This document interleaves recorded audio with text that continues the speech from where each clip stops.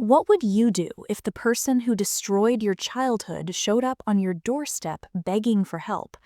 What if the mother who abandoned you, who chose drugs and men over feeding you, who let you go hungry while she spent grocery money on her next high, suddenly appeared 23 years later, frail and dying, asking you to take care of her? Would you slam the door in her face? Would you feel vindicated watching karma finally catch up to her? Or would some part of you, that little girl who once loved her mommy despite everything, feel obligated to help?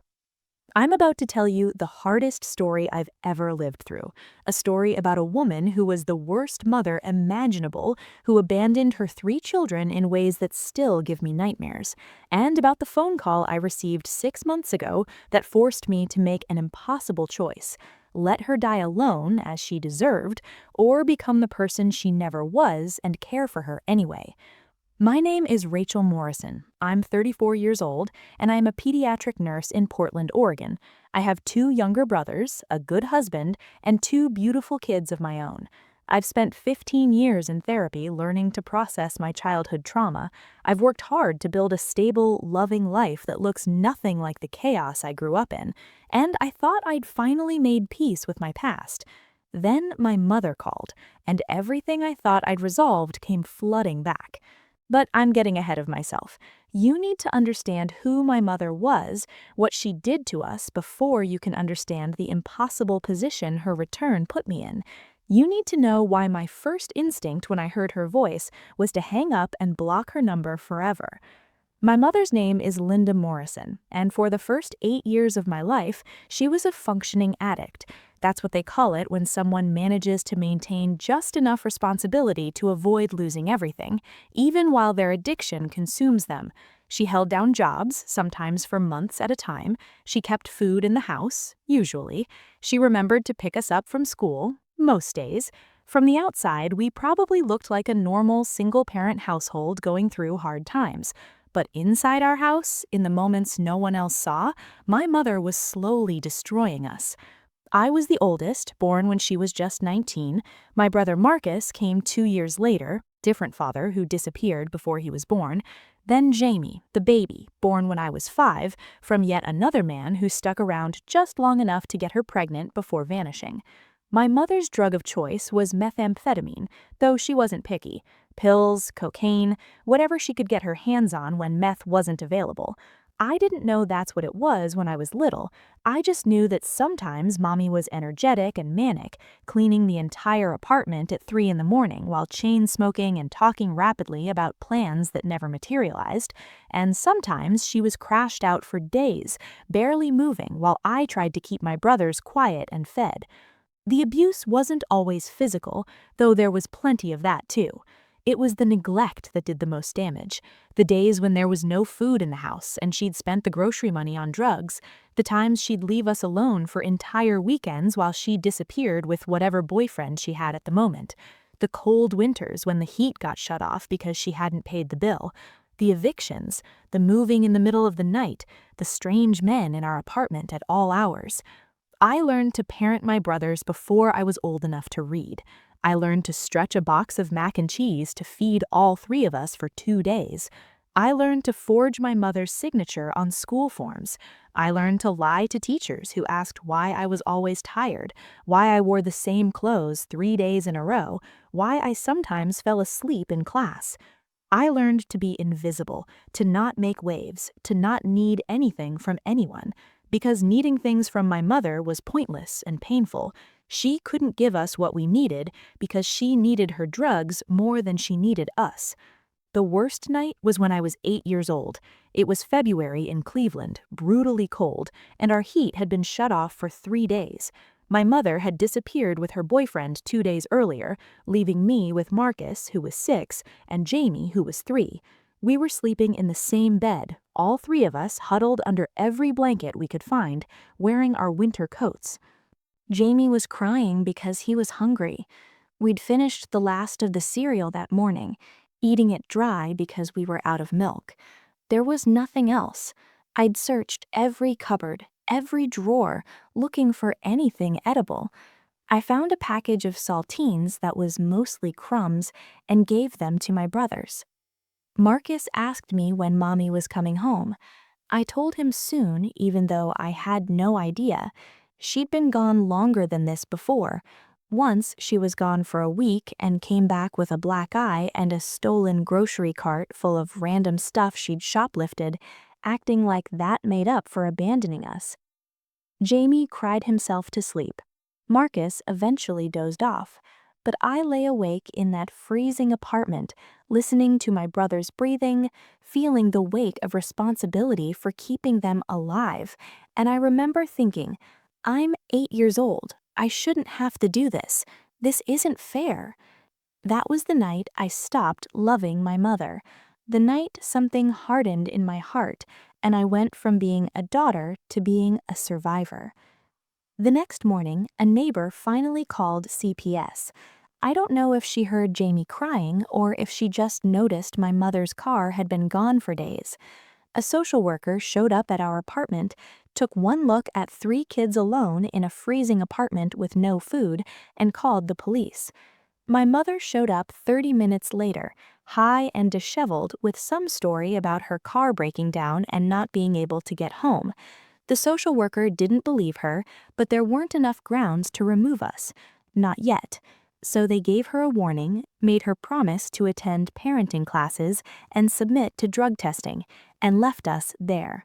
She screamed at me after they left, said it was my fault for opening the door, for not lying better, for making her look bad. Then she locked herself in her bedroom with her boyfriend, and I heard them fighting, heard things breaking, heard sounds I was too young to understand, but that terrified me anyway. That wasn't the worst night, though. The worst came 8 months later. I was 9 by then, Marcus was 7, Jamie was 4. School had just started and I was in 4th grade. My teacher, Mrs. Patterson, had noticed that I was always tired, that I never had lunch, that I wore the same jacket every day even though it was too small. She'd started keeping granola bars in her desk and would slip them to me discreetly. One day she kept me after class, asked me gently if everything was okay at home, and I wanted to tell her. God, I wanted to tell her so badly. I wanted to say that my mother was using drugs, that she left us alone all the time, that we were hungry more often than we were fed, that I was so tired of being the parent when I was just a kid. But I'd seen what happened when CPS came. They'd threatened to split us up, to put us in different foster homes, and as bad as my mother was, as much as I was learning to hate her, the thought of being separated from Marcus and Jamie was worse. They were mine. I was raising them. They needed me. So I lied to Mrs. Patterson, said everything was fine. She didn't believe me, I could see it in her eyes, but what could she do without proof? 2 weeks later, my mother was arrested for possession with intent to distribute. She'd been pulled over with her boyfriend who had a warrant, and they found a significant amount of meth in the car. She was in jail, bail set at $10,000 she didn't have, facing serious charges, and we were alone, completely alone, for 3 days. I was 9 years old, trying to take care of a 7-year-old and a 4-year-old with no money, no food, no adult supervision. I used the little bit of cash I found in my mother's purse to buy bread and peanut butter at the corner store. I got Marcus and Jamie to school and back. I pretended everything was normal. But Jamie had a complete meltdown on day 3. He was 4. He didn't understand where Mommy was, and he was crying so loud the neighbors definitely heard. One of them called the police. This time, CPS didn't give warnings. They removed us immediately. 3 kids living alone for days while their mother was in jail was clear-cut neglect and abandonment. I remember the social worker, a kind woman named Angela, gently telling me to pack a bag for each of us. I remember Marcus clinging to me, asking where we were going. I remember Jamie crying for Mommy, and I remember feeling angry that he still wanted her after everything. We were placed in emergency foster care that night. They tried to keep us together but could only find a home that would take 2 kids. So they split us up.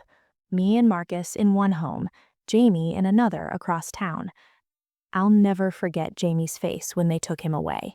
He was screaming, reaching for me, calling my name, and I couldn't do anything. I couldn't protect him this time. We were in foster care for 8 months while my mother's case worked through the system. She eventually took a plea deal, got sentenced to 18 months with credit for time served, and was required to complete a drug treatment program. The foster home Marcus and I were in wasn't bad. The couple was older, had been fostering for years. They fed us, clothed us, made sure we went to school, but they weren't warm. They were doing a job, and we were just 2 more kids passing through. I saw Jamie twice during those months. Brief, supervised visits where he cried the whole time and asked when he could come home. I had no answer for him.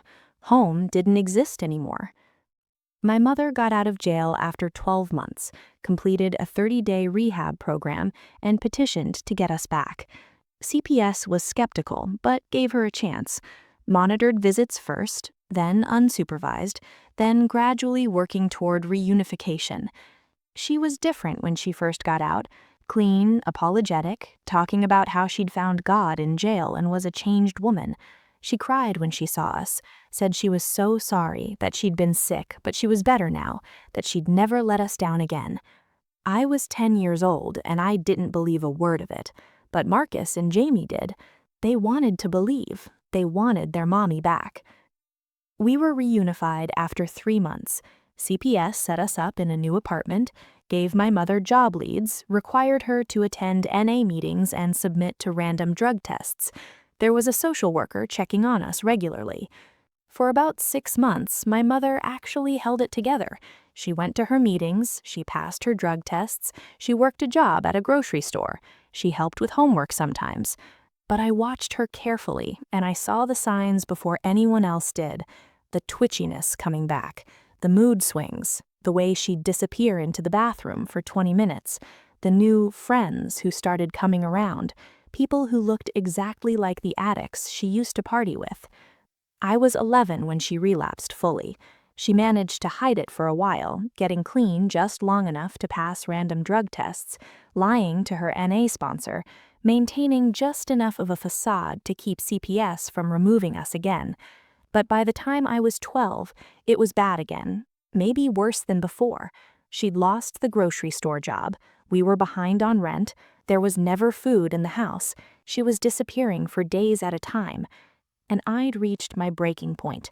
I was 12, in 7th grade, trying to raise 2 younger brothers while going through puberty and dealing with my own trauma.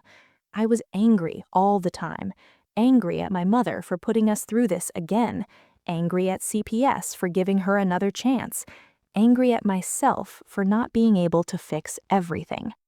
Marcus was 9 and starting to act out at school, fighting with other kids, defiant with teachers. He was angry too, and he didn't have healthy ways to express it. Jamie was 6 and still occasionally asked me why mommy didn't love us enough to stop doing drugs. I had no good answer for him.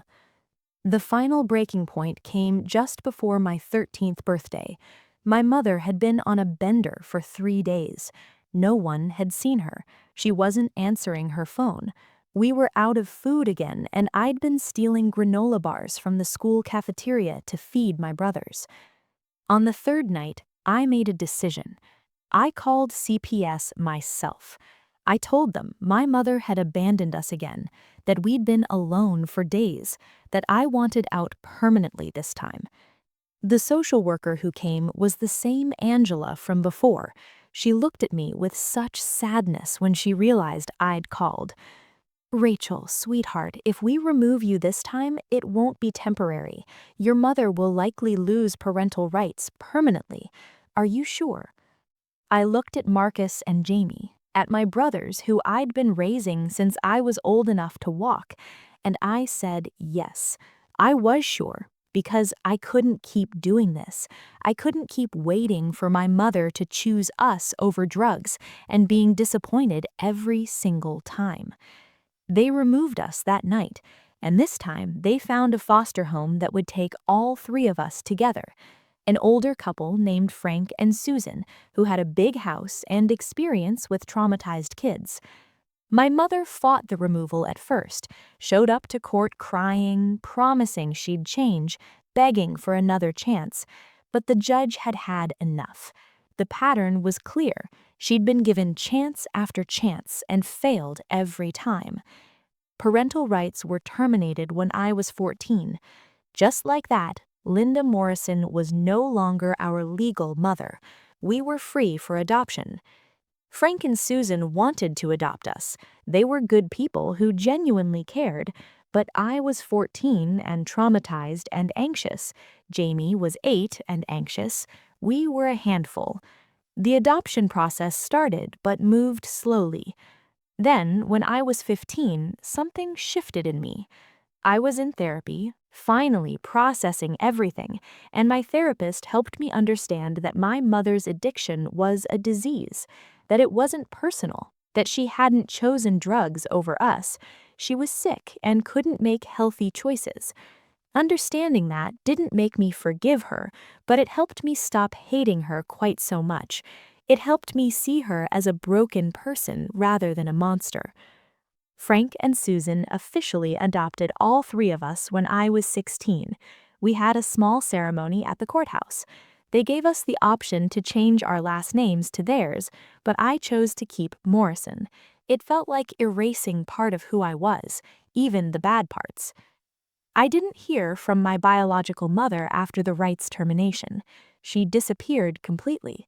No calls, no letters, no attempts to see us, just gone, like we'd never existed. Part of me was relieved, part of me was devastated. Even after everything, even knowing she'd never been the mother I needed, some small part of me had still hoped she'd fight for us. She didn't. I graduated high school with honors, got a full scholarship to nursing school, became the first person in my biological family to graduate college. Frank and Susan were at my graduation, proud as if they'd been theirs from birth. Marcus struggled more, dropped out of high school, got into some trouble, but eventually got his GED and became a mechanic. He's doing okay now, married with a kid on the way.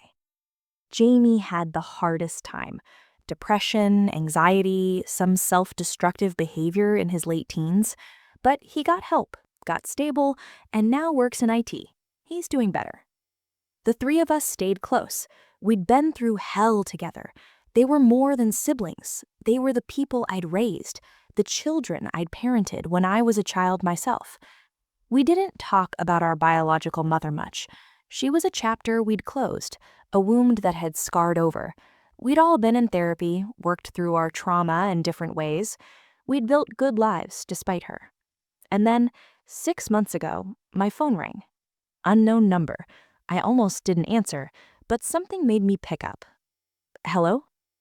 Heavy breathing. A cough. Then a voice I hadn't heard in 23 years, but would recognize anywhere. Rachel? Rachel, honey, is that you? My mother's voice. Older, weaker, but unmistakably hers. My first instinct was to hang up, to block the number and pretend the call never happened. But I didn't. Some masochistic part of me needed to know why she was calling after more than 2 decades of silence. How did you get this number? My voice was cold. I have my ways. Honey, I need to talk to you. I need help. Of course she did. Of course, after 23 years of nothing, she was calling because she needed something. I don't owe you anything, I said. You lost the right to call me for help when you chose drugs over your kids. I know. Her voice cracked. I know I don't deserve anything from you. I know what I did. I think about it every day, Rachel. Every day I think about what I put you kids through. Do you? The anger I thought I'd processed came flooding back. Do you think about the nights we went hungry, the times you left us alone for days, the winters we froze because you spent the heating bill on meth? Do you think about how I had to raise your children when I was 8 years old? She was crying. I could hear it, and I felt nothing. Or maybe I felt too much and had learned to shut it down. I'm dying, Rachel. Those 3 words stopped my tirade. What? I have late-stage liver cirrhosis and pancreatic cancer. The doctors say I have maybe 6 months, probably less. She coughed, a wet, terrible sound. I'm in hospice care right now, but they're discharging me next week. I have nowhere to go. No one to... I'm alone, Rachel. I'm dying alone, and I'm scared.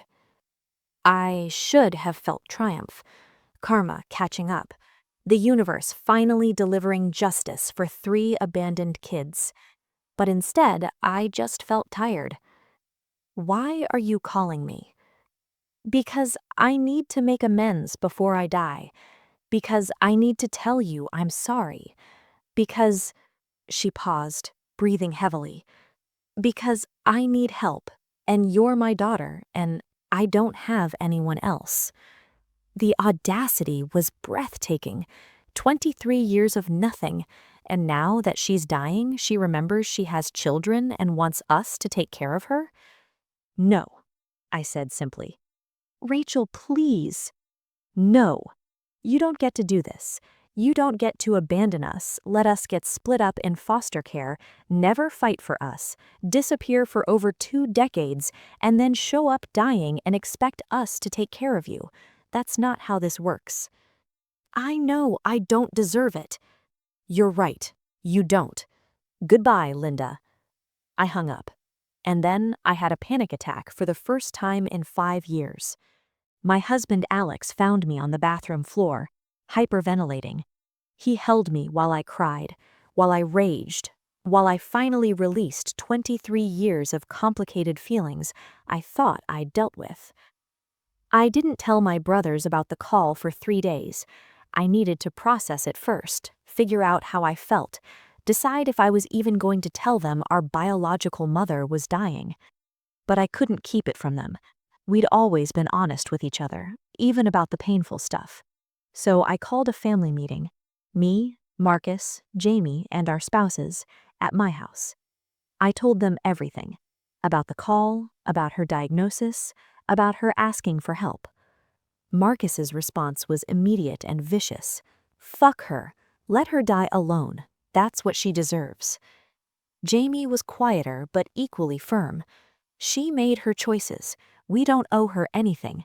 She's not our mother anymore. Susan is our mom. Linda is just the woman who gave birth to us and then tortured us. Their wives were supportive but quiet, letting us process. So we're all agreed? I asked. We tell her no and move on with our lives? They both nodded, and I felt relieved that we were united, that I didn't have to make this decision alone. But that night, lying in bed, I couldn't sleep. I kept thinking about my mother dying alone in a hospice, with no one who cared. I kept thinking about the little girl I used to be, before I learned to hate her, who loved her mommy despite everything. And I kept thinking about my own kids, my 7-year-old daughter Emma and 5-year-old son Lucas. What would I want them to do if I were dying? What kind of person did I want to be for them? I'd spent my entire adult life becoming the opposite of my mother, building stability where she'd created chaos, being present where she'd been absent, choosing my kids over everything else where she'd chosen drugs. But there was one way I could be like her. I could abandon someone when they needed help. The thought terrified me. Was helping her opening myself up to more pain? Was I betraying the child I'd been, the one who'd suffered so much? Or was I breaking the cycle of abandonment and showing my own kids what compassion looks like, even when it's hard? I talked to my therapist, Dr. Wei, the woman who'd helped me through so much over the years. There's no right answer here, Rachel, she said. Both choices are valid. You don't owe your biological mother anything, but you have to live with whatever choice you make. So ask yourself, what choice will let you sleep at night? That was the question, wasn't it? What could I live with? I went to visit her. I didn't tell my brothers. I just needed to see her, to understand what I was dealing with before making any decisions. The hospice facility was clean, but depressing in that way medical buildings always are. I found her room number and stood outside for 5 minutes, trying to gather courage. When I finally walked in, I barely recognized her. The woman in that bed looked nothing like the mother I remembered. That Linda had been young, thin from drug use, but still vital in a manic way.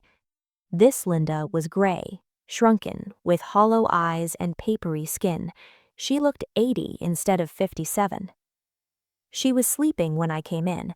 I stood there watching her, this stranger who was somehow the person who gave birth to me, and I felt a complicated mix of emotions I couldn't name. Her eyes opened.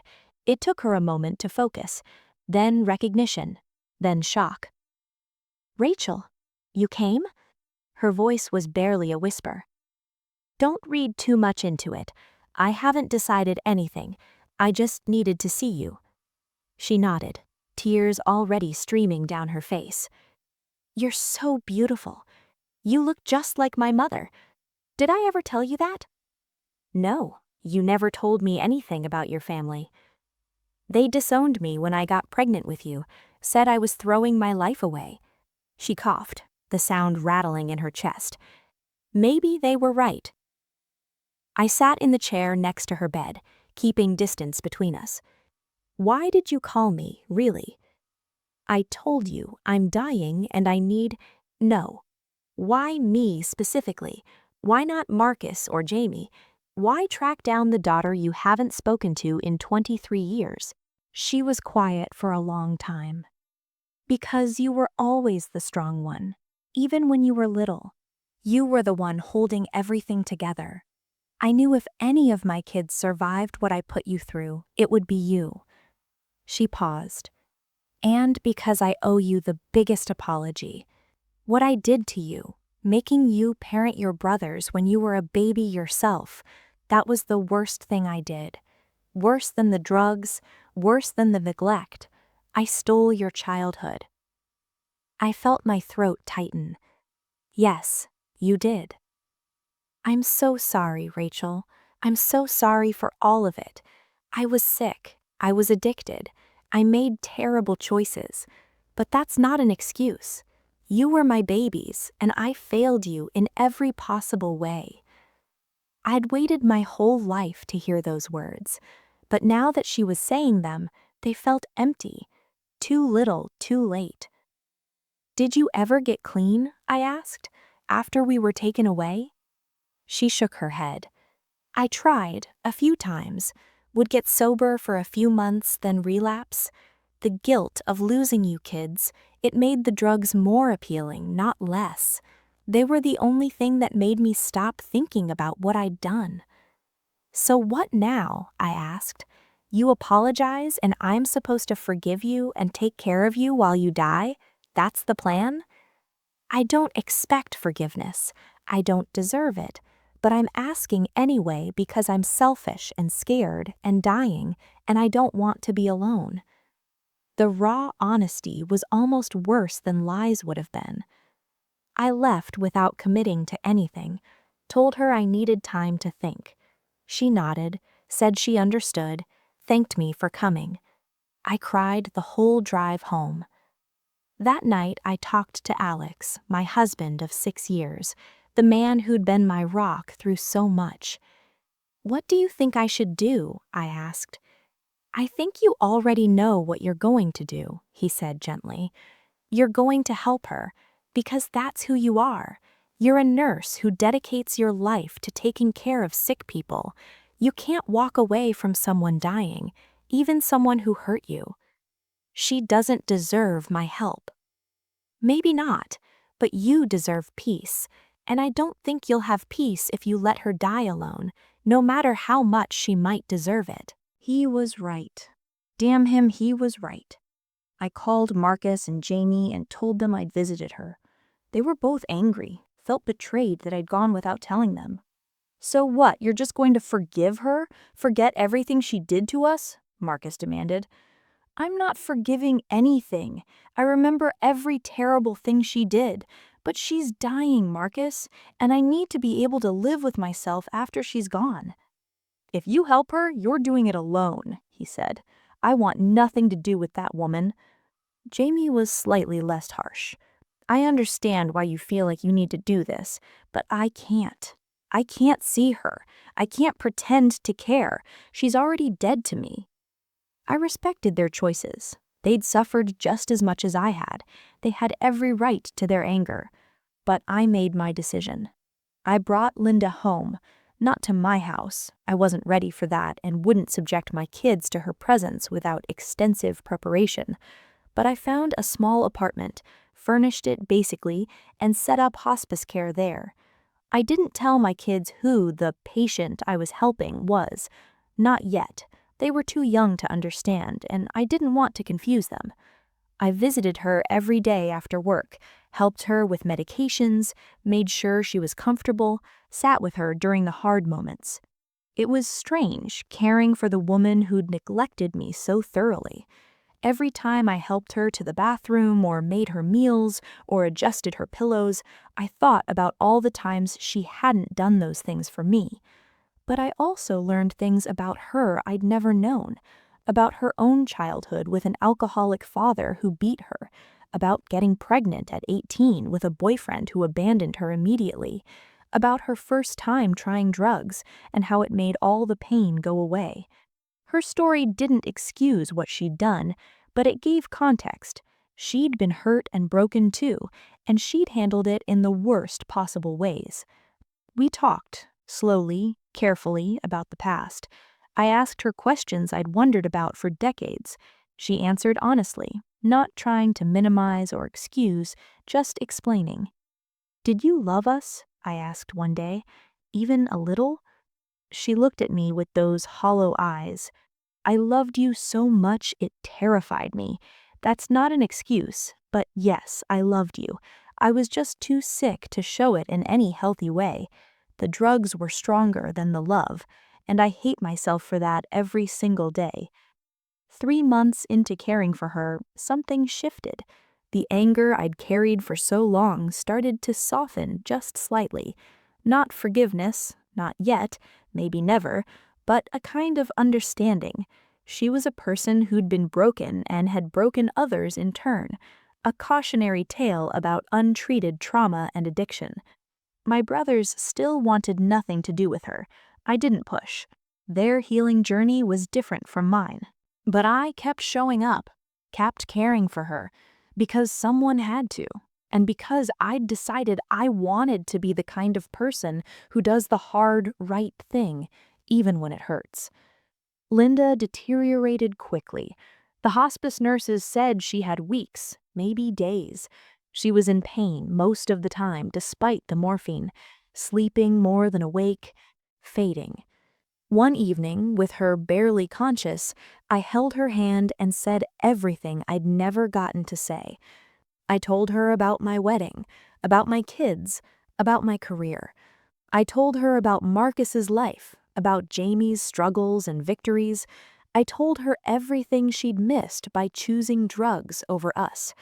And then I said, "I don't forgive you. I can't. What you did was too terrible, hurt us too deeply. But I don't hate you anymore either. I just feel sad for all of us, for the mother you could have been and the childhood we could have had, for all the years wasted." She squeezed my hand weakly. Whether she heard me or not, I don't know, but I needed to say it. She died 2 days later. I was there, holding her hand, making sure she wasn't alone at the end, because no one should die alone, not even someone who deserves to. I arranged a small service, just me and Alex. Marcus and Jamie didn't come, and I didn't blame them. I said a few words about how she'd been sick, how addiction had stolen her life and ours, how I hoped she finally found peace. Then we buried her in a simple grave. No headstone yet. I haven't decided what it should say. How do you summarize a life so full of pain inflicted and received?